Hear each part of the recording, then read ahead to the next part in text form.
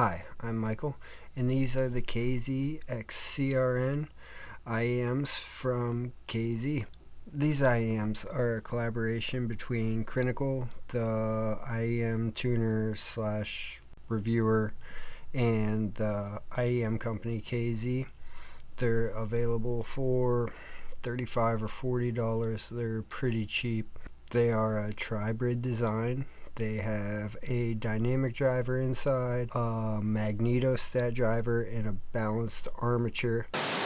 So as I was putting this video together and getting ready to upload it, I got a Reddit notification that simply alleges that the balanced armature driver and the magnetostatic driver in these IEMs may be dummy drivers. I don't think it changes my opinion or the very specific cases I recommend purchasing this, so I'm not going to change the rest of the video. I just wanted to add in here that those drivers may or may not be active, and it could just be a single dynamic, which there are plenty of IEMs that are a single dynamic driver. The packaging is fairly typical KZ. You get a box with the Crinacle branding on it there. I don't know if you can see it. Your instruction guide that I don't think anybody ever reads, but it does have the graph on it if you're interested. It comes with this 3.5 millimeter cable. It's 2-wire. It's not great, but it's not as bad as the old KZ cable, and it ends in the 2-pin QDC connection. You get 3 pair of silicone ear tips. They're just the star tips, a small, medium, and a large. And then the IEMs themselves, which are, mine are the flat black. Not really flat, it's more of a satin. They're fairly well built. They're molded nicely. They have this wing. I don't know how to show it. They have a little wing that fits right in the top of your ear. Some people might find it uncomfortable. For me, they were nice. It kind of locks it right into my ear. The outer shell is anodized zinc, and then the inner shell is resin. You can see through it to the drivers. They fit my ears pretty nice. I wore them for, I don't know, the last Bandcamp Friday episode. I listened to all those albums in a row, and it ended up being like 8 hours of albums. And I wore these the whole time with no discomfort. I can see, though, how that might be a little uncomfortable for some people, so that's really going to depend on the shape of your ear. The one time I did find them uncomfortable, I had put them on under a beanie, and my ears stick out kind of a little bit anyways. So between the beanie sucking my ears back and then sucking these into my ears, created hot spots right in the top of my ears there. They also have the Crinacle branding. Whoops.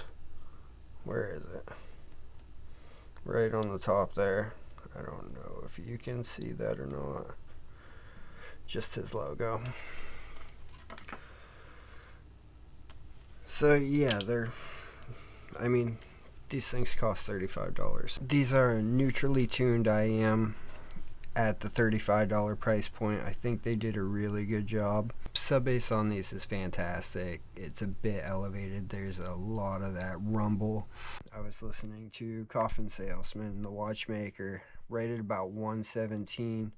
The 4-string bass guitar comes in, and he is hitting it super low, and you can just feel it rumble. There's a nice tight bass attack, and then you can just feel the bass string rumbling off and decaying, but then it tames off as it comes into mid bass, so that it's not quite as accentuated. Bass guitars sound natural, maybe a bit thin, and then when we come into the mids, the lower mids, that bass doesn't carry over at all. So again, male vocals can sound somewhat thin to me. As we move in through The upper mids, though, guitars, piano, female vocals, everything sounds crystal clear. The only problem I had through the mids and the treble was that when things get a bit busy, it can start to sound like, maybe it's just my set, like something's loose in there, like it sounds like bees in a coffee can all shaken up when things are too busy. I noticed during Bruce Springsteen's Born to Run, where you have saxophone, you have guitar, you have piano, you have Bruce singing, once you get a bit of excitement in those mids, it seems like they start to fall apart. All in all, though, the mids sound pretty natural. I think that might be more due to driver quality than actual tuning. These are tuned very well. They do come off very neutral the whole time. Treble is crisp and clean. Sometimes it can get a bit bright, but never sibilant. It does seem to me that it dies off a bit quickly, and the upper treble can seem a bit compressed at times. As far as technicalities go, the soundstage can be pretty narrow, and the imaging tends to be a bit smeared at times, but it's good. I mean, considering we're talking about $35 IEMs here, they do a decent job. I feel that maybe they compromised imaging a bit to focus on the tuning, and they achieved that goal. All in all, for $35, these are a very nice sounding, neutrally tuned pair of IEMs. Would I recommend somebody else buy them? Probably not. I mean, they are neutral with that sub-bass emphasis. They don't do anything particularly well. The only way I could recommend these is if you were looking for your very first pair of IEMs. You didn't really know what kind of sound signature you were looking for. Didn't want to spend more than $50. So you just wanted to start with a nice neutral tune with a slight sub-bass emphasis. If you were taking your very first steps towards hi-fi, this wouldn't be a bad stop. But I think if you own basically any other pair of IEMs, it's not worth it unless you're a huge fan of Crinacle and want to show them some support. Yeah, I mean, they're not bad. I bought them for work because they were cheap, and I don't care if they break. So I can't recommend them over things like the Aria, which you can get for, okay, it's double the price, but still not that much money. The Blonde BL05S, the Blonde BL03. I think I would recommend the Blonde BL03 before this. Yeah, thanks for watching.